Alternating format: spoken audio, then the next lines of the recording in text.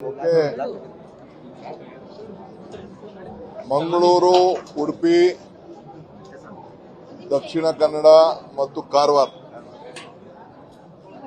ಎಲ್ಲ ಮಂತ್ರಿಗಳನ್ನ, ಶಾಸಕರನ್ನ, ಸ್ಪೀಕರ್ ಅವರು ಮತ್ತು ನಮ್ಮ ಲಾ ಮಿನಿಸ್ಟ್ರು, ಟೂರಿಸಂ ಮಿನಿಸ್ಟ್ರು ಅವನ್ನೆಲ್ಲ ಕೂಡ ವಿಧಾನ ಪರಿಷತ್ ಸದಸ್ಯರು ಮತ್ತು ವಿಧಾನಸಭೆ ಸದಸ್ಯರು ಮತ್ತು ಸಂಬಂಧಪಟ್ಟಂತ ಡೆಪ್ಟಿ ಕಮಿಷನರ್ಸು, ಸಿಇಒ ಅವರು ಎಲ್ಲರೂ ಕೂಡ ಇವತ್ತು ನಾನು ಆಹ್ವಾನಿಸಿದ್ದೆ.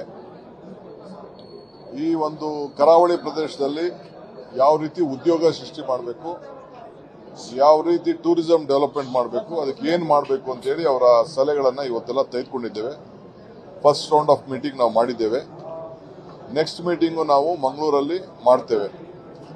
ಈಗ ಯಾರನ್ನ ಇನ್ವೈಟ್ ಮಾಡಬೇಕು ಆ ಮೀಟಿಂಗ್ಗೆ ಅಂತೇಳಿ ಕೆಲವೆಲ್ಲ ಸಲಹೆಗಳನ್ನು ಕೊಟ್ಟಿದ್ದಾರೆ. ಅವರು ಕೂಡ ಅನೇಕ ಯಾವ ರೀತಿ ಆಗಬೇಕು ಅಂತೇಳಿ ಅವ್ರಿಗೆ ತಿಳಿಸಿದ್ದಾರೆ. ನಾವು ಕರಾವಳಿ ಪ್ರದೇಶಕ್ಕೆ ಒಂದು ಪ್ರತ್ಯೇಕವಾದಂಥ ಒಂದು ಪಾಲಿಸಿನೇ ಮಾಡಬೇಕು ಅನ್ನೋದು ಕೂಡ ನಾವು ಆಲೋಚನೆ ಮಾಡಿದ್ದೇವೆ.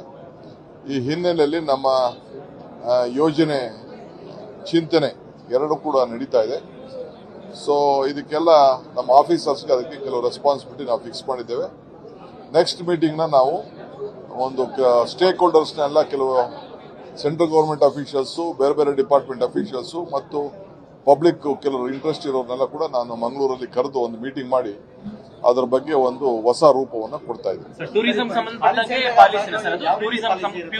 ಟೂರಿಸಂ, ಎಂಪ್ಲಾಯ್ಮೆಂಟ್, ಎವ್ರಿಥಿಂಗ್ ಆ ಭಾಗಕ್ಕೆ ಒಂದು ಹೊಸ ರೂಪನೇ ಕೊಡಬೇಕು ಅಂತೇಳಿ ನಾವು ಟೂರಿಸಂ ಒಂದೇ ಯೋಚನೆ ಮಾಡ್ತಾ ಇಲ್ಲ.